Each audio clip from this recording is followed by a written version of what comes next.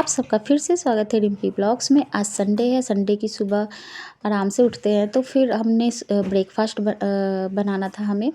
तो सूजी का बना रही थी मैं इडली। जो सूजी ना मैं रात को ही फुला के छोड़ दी थी, तो क्योंकि लेट नाइट सोते हैं तो फुला दिया था मैंने कि क्योंकि ये मोटे वाले सूजी होते हैं वो फूलने में टाइम लेता है। तो इसको फिर या तो फिर मिक्सी में चला के उसे फुलाओ, तो फिर मैंने रात में ही फुला के छोड़ दिया था पानी डाल के, और सुबह उसमें राई और करी पत्ता का तड़का लगा दिया, नमक, दही और इनो डाल दिया। इनो लास्ट में डालेंगे। ये मेरा अवन का साँचा है तो इसलिए इसमें ना मैं पानी भर ली थी और उसके बाद इडली को रख रही थी। हल्का सा पानी पूरा नहीं भरेंगे, थोड़ा ही पानी भरेंगे और उसके बाद फिर इसको ऊपर से ढक्कन से कवर करके और फिर इसको अवन में रख देंगे। तो इसमें बस हमें 7 मिनट का टाइम सेट करना है और ऑन कर देना, स्टार्ट कर देना है। मतलब कन्वेंशन या कुछ भी और नहीं इसमें करना है, क्योंकि ये ऑलरेडी कन्वेंशन मोड में ही होता है। तो इसको बस 7 मिनट के लिए, और बीच में चेक कर सकते हैं। ऐसे जनरली 6 मिनट में हो जाता है, लेकिन ना इसको हम 7 मिनट के लिए कर देते हैं, क्योंकि बीच में ही मैं निकाली तो 6 में या मतलब बीच में ही। उसके बाद ये एक बार निकल गया और एक बार और हम डालेंगे, क्योंकि मैंने ज़्यादा घोल किया था, क्योंकि बच्चों को पसंद आता है। और इडली ना जब बनता है तो ये फिर बर्बाद भी नहीं होता। एक्स्ट्रा अगर बन जाए तो उसे हम फ्रिज में भी स्टोर करके रख सकते हैं। तो ये फ्राई मुझे बनाना था, इसके साथ मैं सांभर नहीं बना रही थी, तो इसलिए फ्राई वाला तो हम जब कट करते हैं ना तो वो कम ही हो जाता है। तो ये एक बार मेरा बन गया, दूसरी बार एक बार और हम डालेंगे और फिर उसके बाद मेरा मतलब एक बार में 12 हो रहा था और दो बार मेरा हुआ था तो हो गया था 24।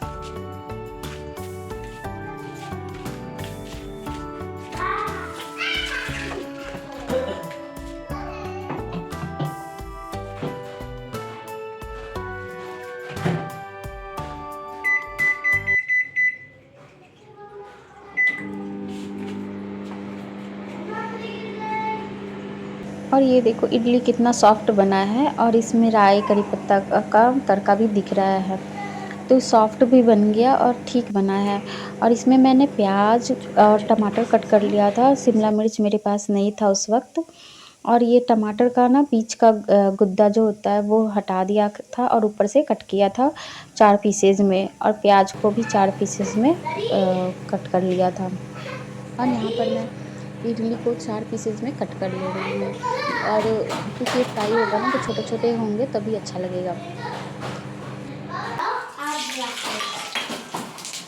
इसमें फिर मैं राई करी पत्ता और फिर उसके बाद प्याज डालूँगी। इसमें हरी मिर्च मैं ऐड नहीं कर रही क्योंकि ये बच्चे खाते हैं तो इसलिए। और फिर इसमें फिर मैं टमाटर डालूँगी बाद में। प्याज जब थोड़ा सा पक जाएगा उसके बाद हम टमाटर डालेंगे, नहीं तो प्याज फिर पकेगा नहीं, फिर खड़ा खड़ा रहेगा तो फिर वो अच्छा नहीं रहेगा। तो थोड़ा सा गल जाने के बाद, पूरा नहीं थोड़ा, और उसके बाद फिर टमाटर डालें, फिर इसमें नमक, और फिर ये सॉस पास्ता सॉस है, ये सिंपल सॉस नहीं है जो थोड़ा सा चटपटा होता है। टमाटो सॉस सिर्फ टमाटर का होता है, पर ये पास्ता सॉस ज़्यादा अच्छा होता है। तो इसमें ना फिर मैं मैगी मसाला ऐड कर दूँगी।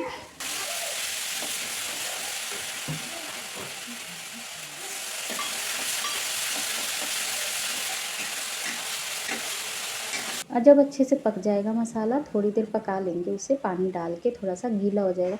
उसके बाद फिर हम सारे इडली को, थोड़ी सी इडली मैंने श्री के लिए रखे थे कि अगर तीखा हो गया तो वो सादा खा लेगी, क्योंकि उसमें भी नमक है तो उसे टेस्ट आ जाएगा। तो ये यहाँ पर मैंने मसाला थोड़ा सा गीला रखा था कि सारे इडली में वो अच्छे तरीके से मिल जाए, नहीं तो गीला नहीं रहता ना तो सूखा सूखा फिर इडली नीचे से जलने लगती। फिर इसमें फिर मैंने सब सर्व कर दिया, सबके लिए निकाल दिया और बच्चों के लिए ले आई। पहले बच्चों को दे दूँ, उसके बाद फिर हम अपने लिए लेकर आएंगे। तो यहाँ पर श्रेयाला का तो मनपसंद है, ये बहुत अच्छा लगता है श्रेयाला को। तो वो देख रही थी कि क्या क्या है मम्मा, और फिर श्री भी खा लेगी। तो फ़िलहाल तीखा नहीं था, बस सॉस से वो दिख रहा था लाल, तो वो श्री भी खा ली थी। और बाकी तो सादा था तो वो बाद में श्री फिर ऐसे भी ले लेके खा लेती है। फिर यहाँ मैं चाय चढ़ा दी थी कि खाते खाते हमारी चाय बन जाएगी, तो क्योंकि हम खाएंगे फिर चाय बनाएंगे, तो इसलिए मैंने चाय चढ़ा दिया था कि फिर मैं खाऊंगी। क्योंकि चाय उबलने में टाइम लगता है, तो थोड़ा सा चाय उबलता है तो वही अच्छा लगता है। तो फिर मैं आ गई थी श्री को खिलाने, क्योंकि वो खुद से तो श्री यहाँ सेला ना बैठ के टीवी देख रही थी, क्योंकि वो खाते खाते टीवी भी देख लेती है। तो मैंने कहा चलो कोई बात नहीं। फिर उसके बाद फिर यहाँ पर दोनों नहा लिए थे। ब्रेकफास्ट करने के बाद दोनों बच्चों को नहला दिया था। थोड़ी देर रुक के नहलाई थी, तो दोनों को धूप में, क्योंकि बाल पर से नहाए थे तो इसलिए थोड़ा सा तेज़ धूप था, तो इसलिए साइड में बैठाई थी कि पूरे बॉडी में मतलब तेज़ धूप ना लगे, बस बाल सूख जाए। थोड़ा सा छाँव में बैठे थे, तो मैंने ना थोड़ा सा टॉवल से और पोंछ दिया था कि थोड़ा सा जो गीला होता है ना अंदर तक, तो वो सूख जाए, और थोड़ा सा धूप में सूख जाएगा तो जल्दी बच्चों को ठंड मिलेगी, फिर अंदर बैठ जाएंगे, क्योंकि तेज़ धूप में बैठा नहीं जाएगा ज़्यादा देर। फिर मैं यहाँ आ गई थी, तो मुझे भी नहाना था, तो नहाने से पहले मैं यहाँ पर बाथरूम की क्लीनिंग कर रही थी। तो पहले ऊपर से स्टार्ट किया, तो अंदर में ये ड्रॉर को साफ़ कर दिया, ऊपर से शीशे साफ़ कर दिया, फिर बेसिन साफ़ कर रही थी।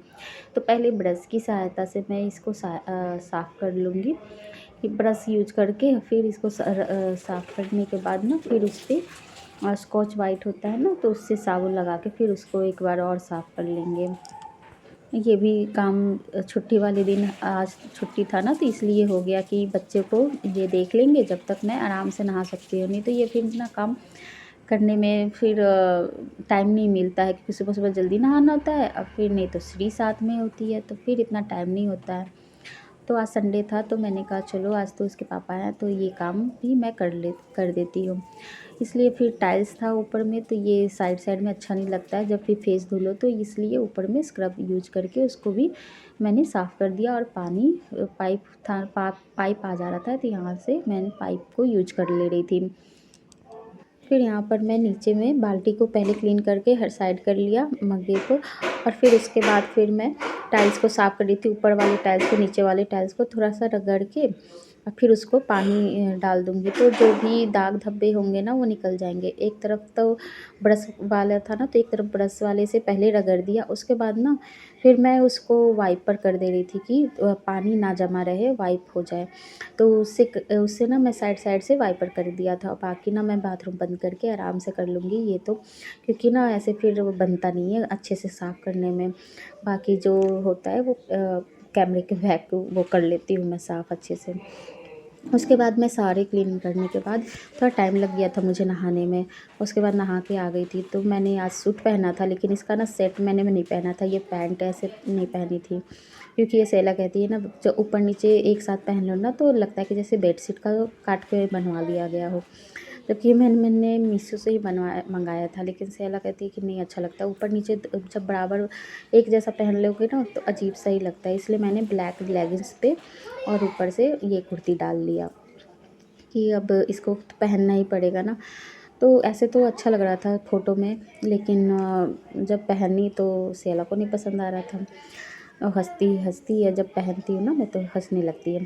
तो इसके बाद फिर ये सेला क्राफ्ट कर रही थी अपना कुछ बैठ के, कटिंग सटिंग और ऑनलाइन देख के, जैसे यूट्यूब पे देखकर बना रही थी। तो श्री भी आ गई, तो वो भी हेल्प करती है। अब श्री तंग नहीं करती, कुछ लेके भागती नहीं, थोड़ा सा समझ जाती है। और मैं आ गई थी दोपहर का लंच बनाने, क्योंकि वो अभी बाकी था दोपहर का लंच बनाना। तो एनर्जी तो ऐसे भी वो बाथरूम क्लीनिंग में गई, फिर यहाँ पे खाना बनाने था। तो फिर यहाँ पर मैं मटर को बॉइल्ड कर चुकी थी, और दाल बना लिया था, और चावल चढ़ाया था। अभी दाल पक गया था, इसलिए ऊपर कुकर में ना दाल लगा हुआ था, तो चावल अब चढ़ाया था। बस मुझे सब्ज़ी बनाना था, तो टाइम नहीं लगेगा, और जो टाइम लगेगा मुझे मशरूम को कट करने में टाइम लगेगा। और यहाँ पर मैं इडली का जो साँचा धुल के रखी थी ना, तो ये हो गया था, इसमें से पानी निचुड़ गया था। उसके बाद इसको कपड़े से पोंछ के फिर उसको ढक कर के रख दूँगी, क्योंकि ये फिर ना धूल मिट्टी पड़ेगा तो गंदा हो जाएगा। फिर बनाने समय निकालो ना तो धूल रहता है, तो फिर धुलना पड़ता है उसको। तो ऐसे क्या होगा कि मैं निकाल के उसको बस पोंछ के बना सकती हूँ, इसलिए उसको हटा दिया। फिर यहाँ पर आ गई थी, सब्ज़ी की तैयारी कर रही थी। तो यहाँ पर मसाला मैं तैयार कर रही थी, तो यहाँ पर मैंने डाला जीरा, लहसुन, अदरक, फिर डाल दी थी प्याज। मोटे मोटे कप प्याज कट की हूँ, क्योंकि इसको ना बस ऊपर से अभी बस हल्का भूनूंगी। लौंग डाला, फिर उसी में टमाटर डाल दिया। जब हल्का प्याज भुन गया उसके बाद ये मसाला ना मुझे निकाल के ठंडा करके फिर पीसना था, उसका फिर मैं ग्रेवी तैयार करूँगी। आज मुझे ऐसे बनाना था मशरूम का मसाला, कि ऐसे ना थोड़ा सा टेस्ट अलग हो जाता है। जब पनीर भी बनाती हूँ तो ऐसे बनाती हूँ तो उसका मसाला थोड़ा चटपटा बन जाता है। तो यहाँ पर मैं सारी चीज़ें पीस गए थे, इसमें मैंने हरी मिर्च भी डाली थी और मशरूम को कट करके फिर मैंने साइड में उबलने के लिए चढ़ा दिया था। तो साइड में वो मशरूम उबल रहा था और देखो कितना निकलता है गंदा, जब धुल के भी चढ़ाओ ना तो फिर भी, और स्मेल तो इसकी ऐसी रहती है, पर खाने में बहुत टेस्टी लगता है, मुझे बहुत पसंद आता है। और फिर यहाँ पर मैं मसाला तो ऑलरेडी भुन चुका था, तो फिर भी भुनना पड़ता है इसको ताकि कलर आ जाए, और ये येलो से खूब अच्छे कलर आ जाते हैं, टेस्ट भी अच्छा आ जाता है। और फिर ऊपर से बस मैंने गरम मसाला और हल्दी पाउडर और नमक ऐड करूँगी, क्योंकि खड़े मसाले तो सारे मैंने भुने थे। थोड़ा सा मसाला भुनने के बाद मैंने मटर को भी बॉइल्ड था तो वो भी डाल दिया, और मशरूम भी यहाँ पर बॉइल्ड था तो उसको भी मैंने डाल दिया, क्योंकि अगर बिना बॉइल्ड करके हम इसको या गर्म पानी में नहीं धुल के डालेंगे मशरूम को तो वो सब्ज़ी में स्मेल आने लगती है, जो बिल्कुल भी अच्छी नहीं लगती है। फिर यहाँ पर हो गया था मेरा खाना रेडी, और फिर हो गया ये दाल भी मैंने बनाया था, तो जिसको जीरे से तड़का लगाया दिया था, तो ये हो गया हमारा प्रॉपर खाना। आज का खाना यही था, दाल चावल और मशरूम की सब्ज़ी। तो इसको ले जाकर मैं बच्चों को दूंगी खाने के लिए। अगर आपको मेरा वीडियो पसंद आए तो प्लीज़ लाइक कमेंट शेयर करना। मिलते हैं नेक्स्ट वीडियो में। और इस दिन मैच चल रहा था तो हम मैच देखें।